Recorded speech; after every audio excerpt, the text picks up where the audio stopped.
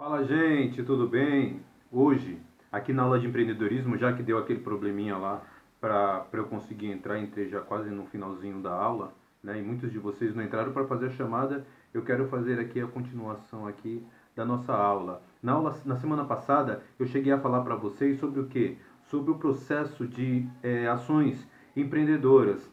Aí eu comecei a falar para vocês sobre a Amazon, depois falamos sobre a Wikipedia, depois eu falei sobre o significado de serendipidade, falamos sobre uma inovação tecnológica, né?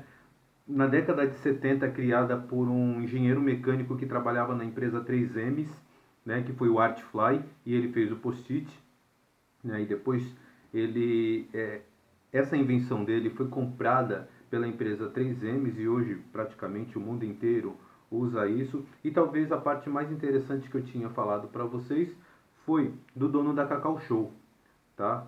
O Alexandre Tadeu da Costa, que criou, né, através de um pequeno clique de um determinado momento, ele pegou a oportunidade e de repente ele fechou um negócio para para vender ali 2.000 ovos de Páscoa, e isso para entregar em menos de 2 dias. E olha, ele passou a madrugada inteira fazendo com uma senhora que ele conheceu chamada Dona Terezinha, e que essa Dona Terezinha ajudou pra caramba ele nesse processo de criação, né, da empresa Cacau Show. Porém, ele teve a oportunidade e fez ela acontecer.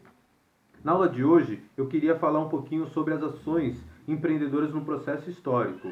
E uma delas que eu queria falar para vocês era sobre o Thomas Edison. Thomas Edison, né? Quando ele era pequeno, ele foi para a escola, só que ele tinha muita dificuldade de concentração, né? E aos 7 anos de idade, antes de completar os 8 anos de idade, ele foi expulso da escola. Como ele tinha que ficar em casa e tinha dificuldade ali de prestar atenção nas coisas, ele passou a ser alfabetizado pela mãe. E aí ele começou a fazer dentro de casa, mexer nisso, desmontar isso, aquilo, e começou a fazer vários experimentos. Dentre as inúmeras invenções que ele criou, talvez uma das mais importantes usada até hoje é a lâmpada, na época a lâmpada incandescente. E aí ele fez, né, ele demorou pelo menos mais de 400 tentativas para tentar encontrar aquele filamento que gerava, que propagava ali a luz. Um dia chegaram para ele e falaram o seguinte: você nunca pensou em desistir depois que passou das 400 tentativas? Ele falou assim: não foram 400 tentativas erradas, na verdade foram 400 tentativas de como eu não deveria ter feito. Até que depois disso eu consegui encontrar a forma perfeita e acabei construindo ali a lâmpada. A partir desse momento ele criou uma grande empresa chamado de Edison General Electric, né? O sobrenome dele, né? General Electric, a famosa GE, e que existe até hoje, tá? Mais adiante nós falamos sobre Henry Ford. Henry Ford foi o criador de um carro chamado Ford T. Esse carro ele revolucionou na década de 1900, mais ou menos.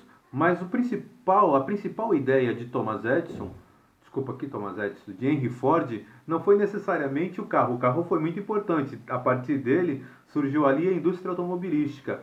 Mas o que talvez tenha mais marcado a figura de Henry Ford, que foi a questão dele ele recebeu muitas propostas para construir outros carros, e aí ele começou a dividir o processo. Como ele sabia construir o carro do começo ao final, ele dividiu em etapas, tá? E aí contratou várias pessoas, e a cada uma dessas pessoas ele começou a ensinar cada passo, cada parte do carro, né? E cada um passou a ficar responsável por uma parte. Um fazia o pneu, outro mexia no motor, outro fazia as rodas, né? Outro montava o volante, a parte interna, enfim, cada um ficou responsável por uma parte da construção do carro. E esse processo, criado por Henry Ford, uma produção onde cada um faz um passo a passo, ficou conhecido como produção em escala. E essa produção em escala, ela vai revolucionar o processo industrial nas chamadas revoluções industriais. É a partir da ideia dele que surge a produção em escala e com isso o aumento de produção, o aumento de venda também, porque tendo maior produção tem uma quantidade maior de venda e a partir disso uma maior circulação monetária e a disputa, né, pelas riquezas do mundo. Vão surgir países que vão ficar muito ricos e a partir daí vai surgir um chamado imperialismo.